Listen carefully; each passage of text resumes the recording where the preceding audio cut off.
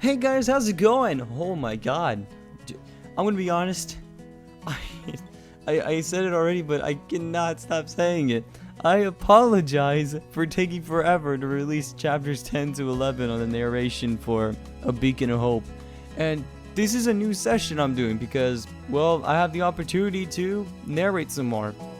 I could have done it, well, I actually had that for at least like 3 hours, but I had schoolwork to do. So I wasted 3 hours that I could have done at least maybe like 15 chapters of narrating for this story, but I'm not sure yet. Anyways, wow, welcome back. It's been what, like 2 months since I've done a audio session, and no, if you ask, no, I did not forget anything about the last chapter that I narrated, because, well, yeah, some people were asking me that, like, hey, did you forget what happened last chapter?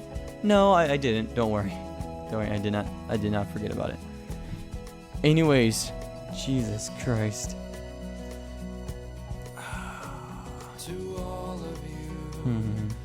I'm thinking about it right now. So, where we last left off, Ruby and Weiss went on a date at this lake, and they were playing the Pocky game. Oh my god, great job on the Pocky game, by the way, George. That was lovely to hear.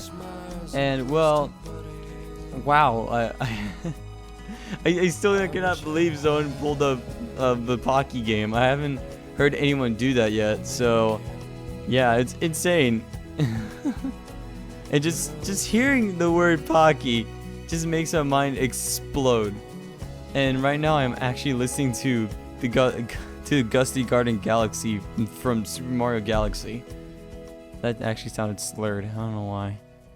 Anyways, enough fucking around. Sorry for the language, by the way. Even though this is intended for audiences that are more than 13 years old. Because why would I have 5-year-olds listening to this? Anyways, yeah. We're gonna do 3 chapters this time, I think. I'm not sure yet. This is all pretty much live commentary as I'm reading this. Just remember that. Alright, where are we? Okay, it's 5:12 p.m. Alright, yeah, let's get going. Let's begin, everyone. Chapter 12, Kryptonite, Part 1. Damn it, fucking Gusty Garland, you're too beautiful to hear. Alright, the POV is Blake Belladonna. Well, it's Blake Belladonna's POV. I don't know why I keep saying the POV is. It just doesn't sound right for some reason. I don't know, it's probably just me. Hopefully I'm not rusty. I smile softly as I take my time walking back to the dorm. It's almost 12:30 in the afternoon, and Ruby has already taken off with Weiss to that little hideout of hers in the forest. I'll need to tell them one day to see why Ruby loves that spot so much, and even wanted to take Weiss there today. Speaking of Ruby wanting to take Weiss out, I was able to get myself some very nice information in exchange for 2 tuna sandwiches. Tuna sandwiches. I suppose I could settle for school food or skip out on a Friday class to go to Vale and manage an early shopping trip, but with what I have planned, I doubt I will be needing to. I climb up the nearby stairwell B, making my way up to the 4th floor. As I pull the door open, I feel the large wooden door shake and wiggle, making me extra careful as I pull it by the handle. Someone pulled it loose from its hinges. It's pretty odd. While walking down the long hallway, I spot a familiar intersection that branches off in 3 different directions. I make a left after passing the door at the intersection with several carrot stickers and a well-made plaque containing Velvet's name on it. I hear Yang saying farewell to someone. I pause in place and backtrack to around a corner to listen in on what is going on. They are far, but it's no problem for my ears to catch. Thanks for the company, John. I'll see you at lunch or dinner, depending on what I'm in the mood for. What I'm in the mood for? John is in the room? Yang, I hope you have better taste than that, especially since we all know Pierre likes him. I swear, if he so much as touched you. I place a hand over my chest, feeling my heartbeat racing. I take a long, deep sigh, continuing to listen in. I shouldn't jump to conclusions. What was that feeling just now? Alright, bye Yang, I hear John say. I hear a room closing, assuming that Yang closed the door already. After breaking myself off the wall, I turned the corner to begin walking towards my room, spotting John and Pierre talking briefly prior to entering their own room. Oh my god, I'm already starting to mess up. Upon her disappearance from the hallway, I changed to a small jog to hurry to my room, pulling out my scroll and placing it to the mechanical lock. I heard the dead latch move from its position, allowing me to push the door open to see Yang sitting on my bed with my book Ninjas of Love in hand. I was cracking up, sorry. I look at her, but she is too into the reading material to notice me. My cheeks beginning to burn with embarrassment of having someone read a work of literature I am ashamed to have kept within this room. I currently have all 4 volumes of Ninjas of Love, and Yang was here reading the first volume. Well, I keep the first 3 in my locker, and the 4th I keep with me at all times. How the hell does she know my locker combination? I quickly stepped further into the room, giving me enough space to slam the room door and startle Yang, the red-handed thief now fumbling my book in her hands before placing it behind her back and giving me a warm-hearted and clearly nervous smile. Hey Blakey, you're back already. You're back early. I thought you would be, eating lunch? Yang was right. I usually take my sandwich and eat on the roof, then read another chapter of my book before returning. However, since I was rushed in the morning to assist Ruby in my art of sandwich crafting, while Weiss was showering and Yang was far too fatigued to move, I forgot to prepare my own sandwich, leaving me back to the room a little earlier than I had planned. I forgot my sandwich. Just saying, that sounded funny. How and when did you go? How and when did you go into my locker? I asked. At the same time, the interrogative blonde taking the book from behind her back and laying it on a nearby dresser. Early today. I woke up around 8:30, so when I went to the locker room, you, Ruby, and Weiss were already in the sparring arena. I went in, took your book, and came back here to read, and fell asleep after the 3rd chapter. I would have been sleeping still if John hadn't come by to check on me since I wasn't in the area today. That explains why John was here at least, and it does make sense. He shows a good value in his friendships, but that does not explain. How did you know my locker combination? Blake, with you being a bookworm, it wasn't hard to guess that your combination is also the room number for the library. Why is she smart when she wants to be? If she applied this sort of effort in class, perhaps she'd at least be on track with RWBY. And why were you reading that? I'm sure there are plenty of books in here that you could have read instead. Well, I kind of stayed up all night reading volume 4 and... Crap! I wasn't supposed to say that. The look of rage on my face to Yang's words cannot be explained at all. I woke up to a groggy blonde sitting in an uncomfortable position and sacrificing her sleep for me. Perhaps she was maintaining her aura the entire night, but I'm sure that her reading the most erotic volume of Ninjas of Love by far since the series is still ongoing assists her in maintaining that warmth. Are you telling me that you were up all night reading and then dare to pass it off to me that you were staying awake for the sole purpose of making sure I slept throughout the night? I began walking towards Yang with a look of mixed anger and annoyance. I wasn't up all night reading, okay? After I read a few chapters, I got really hot and all, and I wasn't going to do that with you on my lap or move away and risk you waking up. So yeah, I was reading until maybe 1 a.m. or so, but me trying to calm down and actually fall asleep lasted until 3. I paused after hearing Yang's words. It seems very logical and also has me appreciative that she decided not to handle herself with me that close. Surely the scent would have woken me up, and I would have been less than pleased. With that in mind, her use of the word exhaustion to explain how she fell asleep becomes slightly clear that Yang used such a broad word to avoid lying while still hiding the truth. While recalling the conversation Yang and I had this morning, I remember something very important. Anyway, I forgot to say this morning, but thank you, Yang. Oh, I forgot to say this this morning, but thank you, Yang. 4. The restful night's sleep. I needed it. Does that mean I'm off the hook? You're off the hook. And I can keep reading these? I promise not to bend the pages. There goes Yang with that enthusiasm that can only be rivaled by her half-sister Ruby. Yes, Yang, you can keep on reading. But I saw as much here that Ruby or Weiss didn't obtain any of my erotica. They won't. Yang brushes off my threat with confidence. She slips off the bed, heading into the bathroom to most likely shower and detangle her hair. As I hear the door close, I remember something important, the plan I wanted to carry out today. Shame you're tired, Yang. I feel so well rested that now that I feel like a new person, I could probably beat you without getting even a scratch on me. There's an audible silence in the bathroom. I grin, waiting for Yang to burst through that door. ready to try to prove me wrong, and sure enough, the door opens with a less than amused blonde exiting. Don't get too cocky, kitty cat. I've caught up on my sleep. All you need is a little water in my face and an energy drink, and I am at 100%. Yang steps up to me, giving me a challenging smirk while I look up at her. I sometimes forget she is 2 inches taller than me. Well, if you want to prove me wrong, then get your face wet and let's go. Yang grins, leaning down to me, close enough for me to almost think she is trying to kiss me.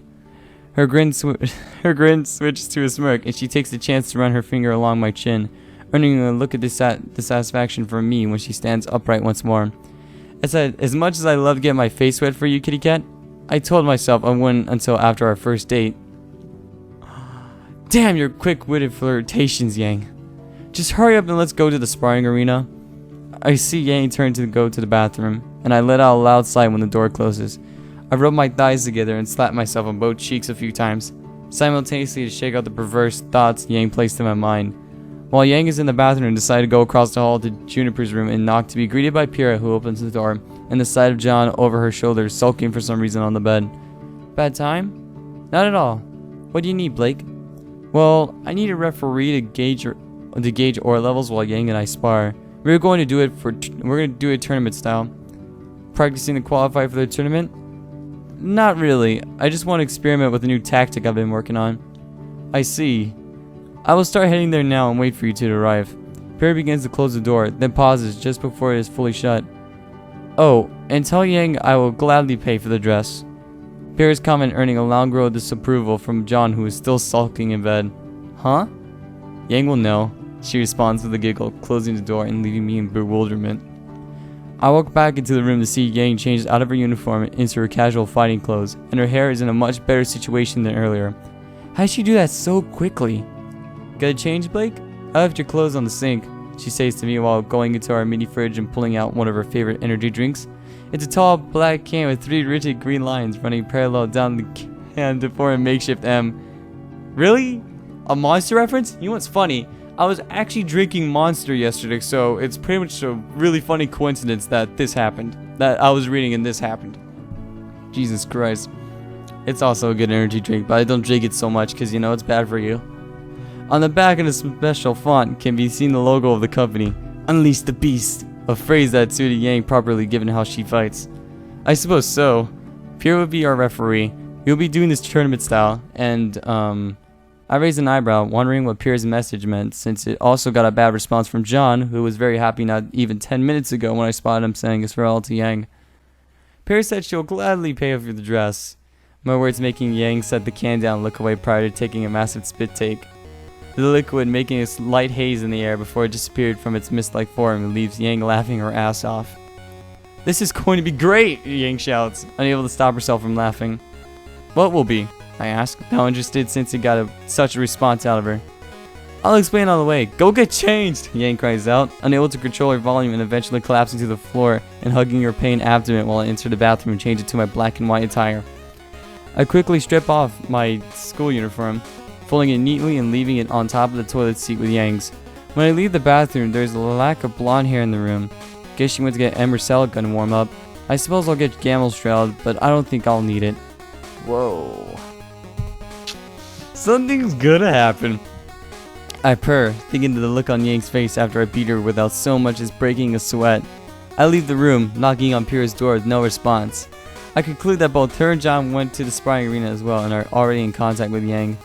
It takes me about 3 minutes to get down to the locker room, open my locker. Oh god. I'm getting old, everyone. Not really. I need to remember to change the password. I reached to the back and grabbed my Gamel Shroud. The katana is sitting nice and snug into my hybrid cleaver sheath that makes up my entire weapon. For the first time in a long while, I set Gamel Shroud on my back with the sole intention of only using my katana gun hybrid. I reach below where I had Gamel Shroud resting in my locker and take a long black ribbon out, the same ribbon I used for my bow, but a lot longer. I tie the ribbon to the base of the katana, which also doubles as the trigger when it is in gun mode, and wrap the rest of the ribbon around my arm, securing it at the end by tying a little bow knot just below my deltoid. I close my locker and smile to myself, exiting the room, making my way into the sparring arena. Jesus Christ. And here comes my arrogant partner, Yang shouts, with a bit of humor and sarcasm in her voice. That's my line, I smile, walking up to Hira and handing her my scroll that is already up and displaying the aura levels of both Yang and I. Okay, so this will be a tournament style match. The person whose aura level enters the red will be marked as a loser, regardless of still being able to fight, Piri says loud and clear in a very professional manner. She quickly backs away and vaults over the wall to join Yang. John! Fuck! As an onlooker, leaving Yang and I ample room. There's a smirk on Yang's face as she cocks back both of her arms to shift Amber Celica into its full gauntlet form. So Yang, how about we make this interesting? What you have in mind? A gamble. Loser does what the winner wants for a week. No restrictions. Anything? Anything. I smirk. I can feel the warmth of Yang's aura. She is ready to give it her all. Too bad she doesn't know I'm just like her. I'll give the most tempting bet only when I know there is no way I can lose. The look on Yang's face is priceless when I enter a boxing stance, but with a few variations. My fists are loosely closed, resembling cat paws almost.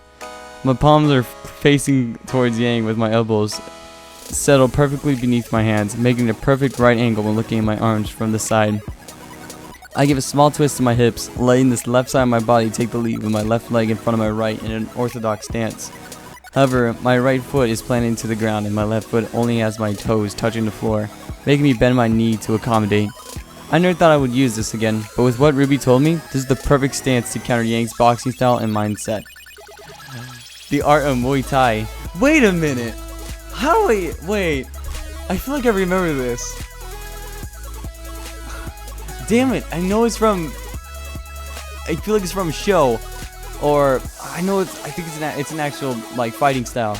Damn it. I don't know. Let's continue on. Okay. It's not my fault. Oh Jesus Christ. Alright, let's keep going. Chapter 13, Kryptonite Part 2. This time the POV, and this time it'll be on Yang Xiaolong's POV. I should just say like their first name, but I just like saying their whole name whenever it comes to a POV. Except if it's only their first name that stays for the POV, like my stories. Blake, your leg is too far forward, your hands are too far apart, and your hips are twisted too far. If you're gonna bluff me with Muay Thai, at least have the form proper. I smile over to Blake. I was nervous when I first saw her take the stance, but after a closer look, I can easily tell she has little to no experience in Muay Thai. Then how about we even start the match and you'll find out just how much Muay Thai I know, Miss Xiaolong. She's taunting me, but I know her game plan. She wants to bring me off my game and make me slip up. I won't let it happen though. I give a smirk to the faunus in the skies and look over to the fiery redhead in the stands, giving a nod. As I look back to Blake, she looks over to Pyrrha as well and gives the same nod. Pyrrha waits for both of our eyes to meet before standing up and announcing in a loud and clear tone, "Begin!" I dash forward with a powerful first step, bringing me within striking distance at the blink of an eye. I start off with simple combos, testing the ability of my feline partner. 2 left jabs, 1 right hook, a left body shot, and a right straight, all in that order. I am not surprised I do not get a solid hit on each of them. Well, on any of them. Where did I get each? What? Okay, that's weird.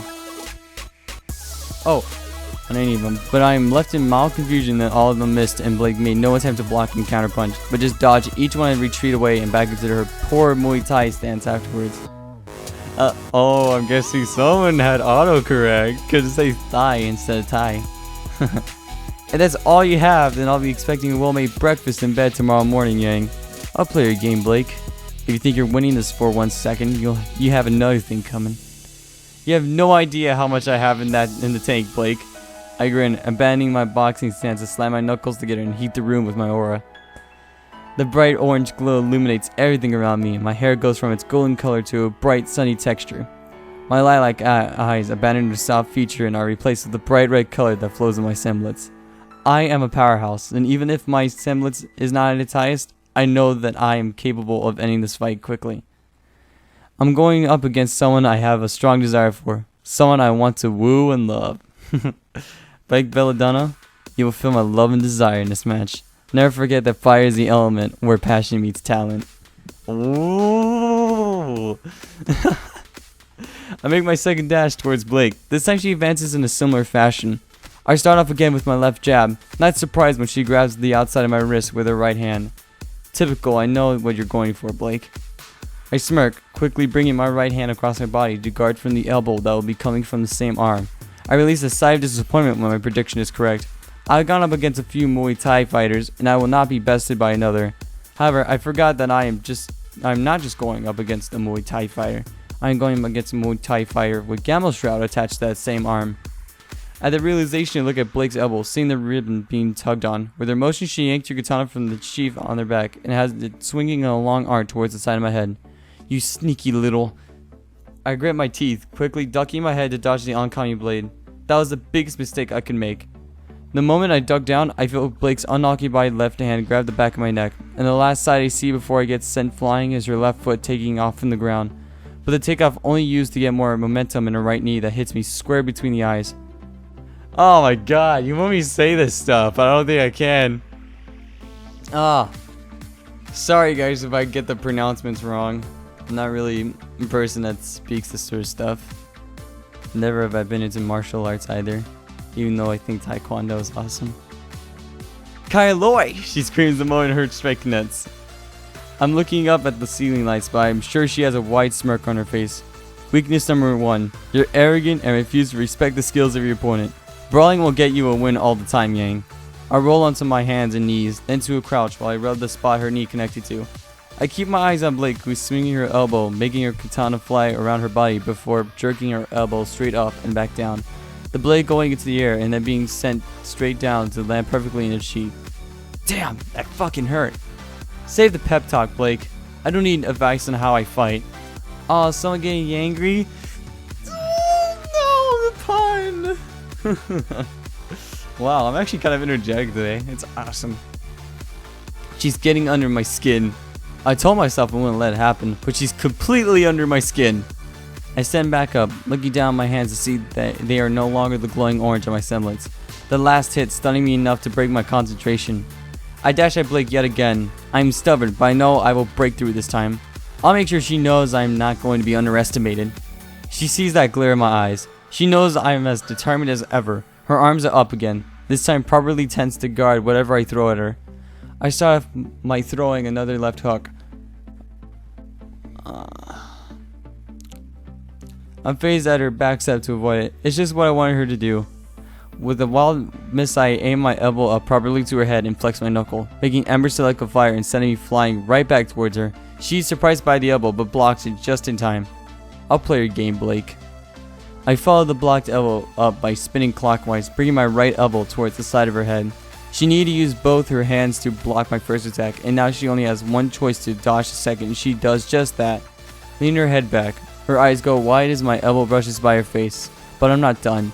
I extend my arm, bringing my right hand out to extend my reach and hit her with a powerful spinning back fist. A steel plate of Ember Celica hitting Blake square in the cheek and sending her corkscrewing through the air until she lands several yards away.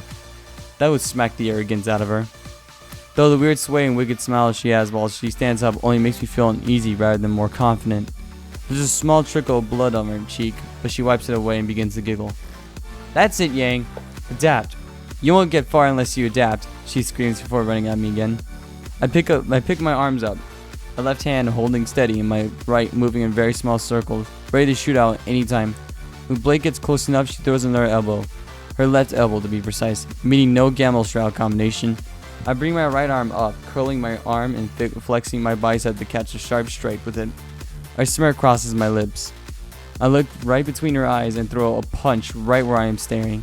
Before my punch connects, I feel a sharp pain on the side of the knee I used to step forward with. The sharp pain reminding me of why I hate Muay Thai, so much among other things. The punches they throw can turn into elbows, their knees turn into kicks, and all of the worst, they focus on low kicks, something a boxer never has to worry about. The moment Blake's kick connects, I drop to the floor and roll away from her, gripping my leg in clear anguish. She kicks so damn hard! Weakness 2. You lack the ability to watch your opponent's arms and legs at the same time. She's already advancing on me once again. I can't believe that I'm actually losing to her. I stand up, unable to put my normal weight on my left leg now. With the hits I've been taking, I know that my semblance must be significantly stronger now. I slam my knuckles together for the second time in this match. The same illumination filling the room, but with a much stronger effect. I'm completely pissed now, and I won't fall for Blake's kick a second time. She advances towards me with complete confidence and dominance over the situation. Before she can get close enough, I throw a straight punch at her, clenching my fist to hit the trigger of Ember Celica and shoot one of the 12 gauge rounds at her. I need to start fighting more defensive. There's something different about Blake. She knows exactly what I'm going to do, and what I'm weak against. I see the blast take her head on, enveloping the area around her with smoke. I let out a sigh of relief and take a few steps back, ready for when she steps out of the debris. Or for a surprise attack that may come from it. Nothing. I stand patiently, seeing the smoke clear, but there is no sign of the Muay Thai fondness anywhere. Weakness 3. You forget not everybody has a semblance that's as straightforward as yours and Ruby's. While eyes widen, hearing the voice from behind me. There's on my back stand up, looking over my shoulder to see the long black hair of Blake swaying as she stands with her back towards me. While I'm at it, Weakness 4. Your semblance eats through your aura. You can't rely on it in a tournament style fight. Why is she telling me these things? Why can't I hit her? How she gets to such a level? We used to be on equal footing. You have one more weakness, Yang. I'll exploit it until the end of the match. Your only choice for now is to forfeit. I get the feeling there's more to the sparring match than she is letting on. Oh my god, that was awesome. Damn it, my cat's below me. Hey, kitty. That's awesome. Holy shit. Wow, this is actually getting awesome. Like, oh man, I should have been reading more. Like, you know what? It's only been 26 minutes, and that's crazy. I think these chapters have been short. Alright. Alright, so let's begin. Chapter 14. This is part 3 of Kryptonite. Man. This time, we are on Blake's POV. And why do you want to know tips to fighting Yang? Ruby looks at me with a questioning look in those adorable silver eyes of hers. Doesn't matter, it's me we're talking about, and if you don't tell me, then you won't be able to have that lunch with Weiss. I looked down at the crimson-haired youngling. Given the situation, she had no time or leverage to negotiate with me. She needed my food for herself and Weiss, and she is telling this information to her sister's partner and roommate. Holy shit, it started raining. Someone who has no reason to do any wrong by Yang. Okay, fine, but you didn't hear any of these from me. I look over my shoulder at Yang, who looks completely shocked that I am behind her. She completely forgot the duplicating ability of my semblance. I slowly turn around, imitating my Muay Thai stance once again. I want this fight to end. I hate hurting Yang, but she keeps coming at me in a way that I need a counterattack instead of letting her semblance drain her down low enough that Pierre will be forced to call the match. I wanted this to be painless on her, but that's not happening. As Yang turns around, limping on that left leg, I feel a portion of myself break in half. I did that to her. I'm sorry, Yang. I truly am. Yang's earlier attack with Ember Celica would have had me if I did not use my semblance to make a clone eat the blast and grant me the debris to be able to sneak behind her. I wasn't expecting her to use her weapons at that time, but I guess I am pushing her to the point of abandoning her normal style of fighting. She's doubting herself, and that's not what my goal is. What are you really getting out of this, Blake? She asked, staring at me with a glare of realization. Her arms are dropped down to her sides. I want to strike now, but my fight etiquette not allowing me to do so. I maintain my stance while I respond to her. I want you to get stronger, Yang. You won't be able to be a successful huntress if you can't even keep up with me. It's only a half-truth. So why tell you my weaknesses during our fight instead of afterwards? Mind games. Just be like Dendi. Mind games. Trying to scare your opponents. That's actually how he says opponents. That's funny. But, you know, Dendi's awesome. I'm getting off track. There's no time to talk about Dota 2. Yang looks down, letting out a sigh of clear disappointment. She probably knew that I was doing this to get her angry and off of her game, but her pride getting the better of her. Were you serious about the bet? A full week? She looks at me with a much firmer look than before. Even when she is losing, she still shows all attention in turning this around. Yes, is all I'm able to say before she is dashing at me again. I try to get a clear look at her face, but when she slows down to throw a punch, her golden mane covers up her face. although I'm sure she is able to see just enough to look through a strike. I feel the left hook connect to my gut, force me to keel over and cough out as the wind is knocked out of me. I've been relying on Ruby's information too much, and now has coughed at me. Wait, are you serious?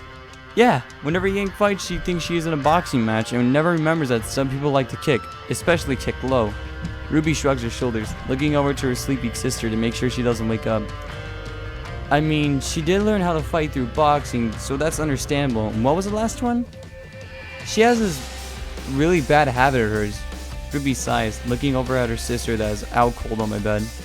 Yang has always been someone to keep her eye on the prize, and when she fights, it is no different. After the punch to my stomach, I could feel another hit the other side of my gut, forcing me to grasp at my pain abdomen. The moment I do, I am greeted by a firm uppercut that sends me several feet into the air. I gaze at the bright lights of the ceiling, then look down to see Yang aiming Ember Celica at me once more. I wait for a moment she fires to activate my semblance, forming a clone underneath me that I quickly kick off in order to backflip away and leave my clone to disappear and absorb the mild explosion. I land on my feet, panting heavily. Yang brushes her hair out of her face, giving me a clear view of her red eyes. Those beautiful eyes of hers that I could stare into forever. That's right, Yang. Keep your eye on the prize. I smile, Ruby's final tip echoing in my head as I look at Yang's beautiful orbs. Even during a fight, I could use my love of her eyes to my advantage. Yang always looks where she is going to punch. Yang appears to be somewhat shocked that she landed all three of her attacks. I am still cradling my abdomen with my right hand, but I am in no way unable to keep fighting. Why didn't you dodge, Blake? She asked me. Wow, actually. Whoa. So, the whole time I was listening to like a 30-minute extension of Gusty Garden. That was amazing. It's an awesome song, by the way. What was it? Oh yeah. Back to what I was saying. Why didn't you dodge, Blake? She asked me. The odd question surprises me, but I guess with all that I have been doing, it is a reasonable thing to ask. Didn't see the body shot coming, I answer. Yang has no idea how much of the truth that is. She dashes straight at me again, following my swaying arms at first until she begins to throw her punch. Her eyes are on my chin. I quickly bring both of my hands up to block it right in time. I keep my hands so low I don't obscure my vision, seeing her gaze now at my right hip.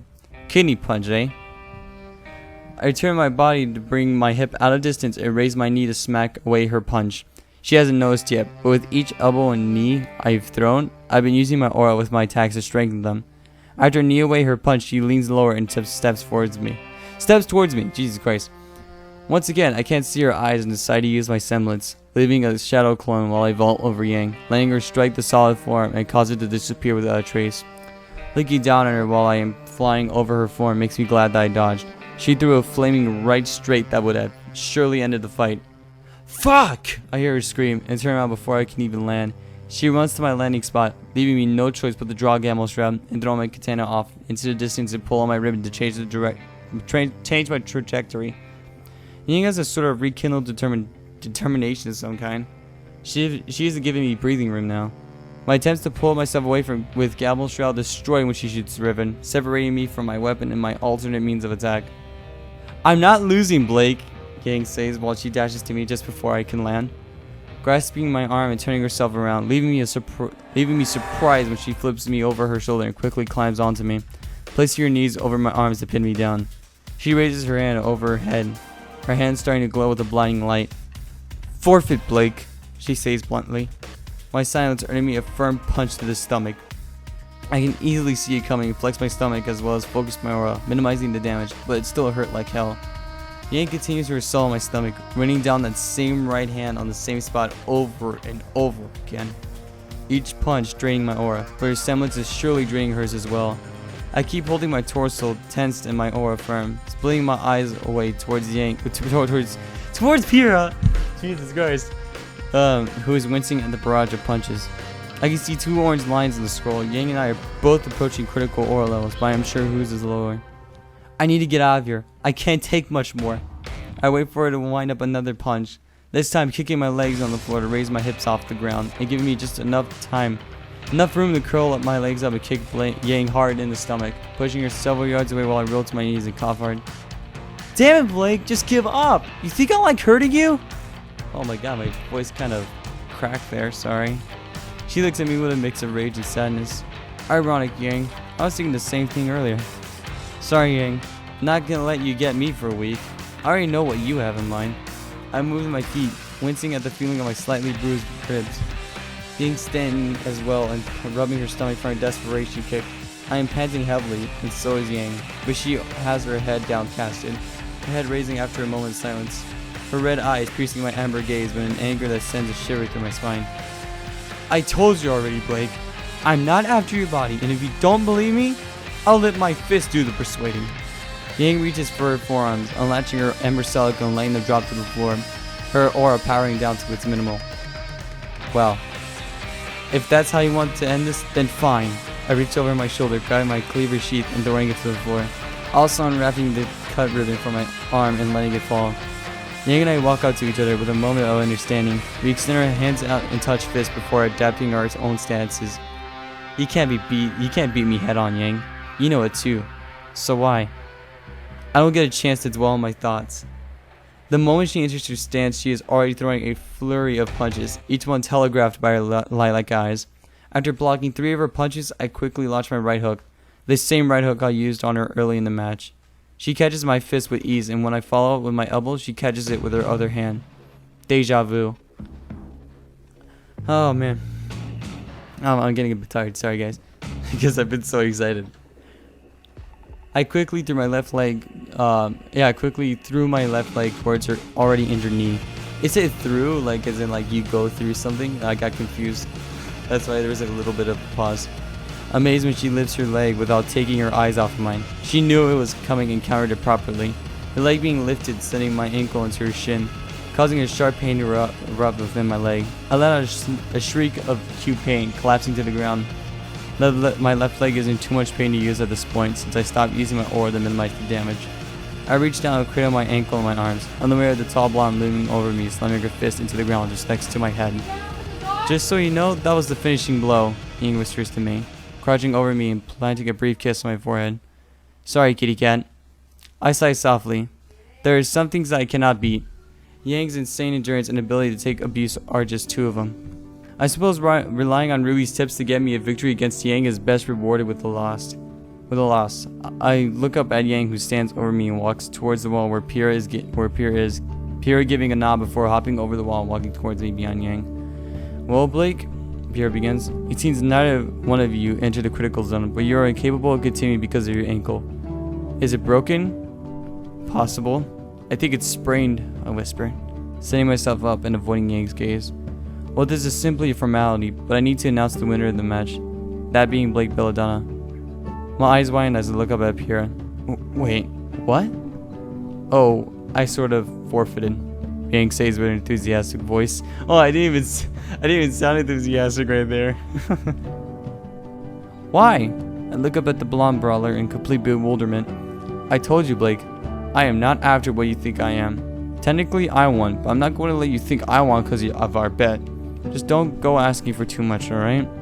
Yang crouches down next to me, her smile from earlier gone and replaced with a look of concern as she gazes at my ankle that is beginning to swell. Well, will asking you to carry me back to the dorm room be a bit too much? Not at all. I blush as Yang slides one arm underneath my back and the other underneath my legs, picking me up in a bridal stance to begin walking with me in her arms. I hope you feel better, Blake. It was a wonderful match between the 2 of you. I hear Pierre shout as we walk away, the redhead making her way back to John, who is still sitting in the stands. So, what was the deal with the dress? You never told me. Oh! Yang snickers for a moment before being able to speak clearly. John made a bet with me and lost, so during the second half of the dance, he has to wear a dress. That's an odd bet to take. Did you think it up? Actually, he thought of it himself. I just held him to it. Well, I'd rather not ask what the bet was. At least not now. It's the least of my concern. Just please, get me back to the room so I can lay down and work on my ankle. We're going. Oh, I asked Pierre to bring Ember Silk and Gamble Shroud to the room later. I wanted to get you out of there right away, so I asked her to take care of our weapons. I look up at Yang, a girl who hates to lose, no matter what it is. She constantly making she constantly makes flirting attempts with me, and for the longest time I believed that all she wants is to explore me in the dirtiest of ways and move on afterwards. But after today, I have a different outlook on her. After a 5-minute walk, we arrive at the door. Yang carefully propping me up with one arm and reaching into her back pocket to pull out my scroll and use it to open the door. She must have gotten it back from Pierre when she walked over. As we entered the room, we were greeted at the sight of Ruby and Weiss studying together on Weiss's bed. They look so cute together. "Hello!" Yang sings as we enter, making sure to place me down on my bed before anything. Just when I thought the afternoon would be nice and quiet. Speaking of which, it is already 2:30. Where have you two been for such a long time? Weiss just can't seem to relax with Yang around. Can't blame her either. Sparring. Blake hurt her ankle, so we had to stop. Don't want my teammate getting a serious injury now, do we? And there goes Yang with her half-truth. Wait, you two were sparring? Ruby looks over at me with a suspicious look. Yeah, she was kicking my ass for a while too. Thought I was gonna lose. At Yang's words, Ruby's eyes sharpen on me, letting me know I will have some explaining to do later. Anyway, Blake hasn't eaten a thing for lunch. Let me see if she has any tuna left. Yang, you don't have to. I'm fine. My light becomes obvious when my stomach lets out a howl for food, making me blush and the other three laugh. Nice try, Yang says to me while she goes through my fridge and begins making a tuna sandwich, using a plate that was on top of the little cold storage unit. Thanks, Yang, I whispered. I may have won the match through Yang's forfeit, but I will be much nicer to her for the next week. It's the least I could do, but now it looks like I'll be doing my own food and dress shopping on Friday. After all, the dance was in 6 days. So what you guys think? I know some of the White Rose lovers are mad that Blake and Yang got 3 consecutive Oh, fuck! I realized something! I realized I was the AN. Wow. Why? Okay, George, I'm gonna ask you. I swear to God, if there's no bold lettering, like to mark that you're AN, I'm gonna flip my shit. Because that's what I do for my AN, so I know that, you know, oh, that's the AN. Like, it's in normal writing. It's in normal font. So, well, I just thought like, oh, that's some more and stuff like that until I realized that it's not. I don't know. It's so stressful. All right, that was actually the first part of my session I'm gonna be doing. I always stop my recording after 3 chapters, so I'm gonna stop this recording and then record some more. So yeah. Oh my God, it's awesome to be back. It is amazing. I'm gonna try to actually upload faster, despite like now like making this sort of like pledge to like spend more time with my schoolwork, because I realized I've been really stressed out during my school semester. No, my school 6 weeks thing. I don't know, like the period, like my cycle for the school year. So this is actually the beginning of next week is gonna mark the last 6 weeks of school. So once summer comes in, I am going to have so much effing time to just read to you guys, and it's gonna be awesome. Eventually, I'm gonna do some narrations on my Twitch. I'm gonna link it too, by the way, in the description for this part of the session. So I'll see you guys later, and stay classy. Can't forget to say that, right?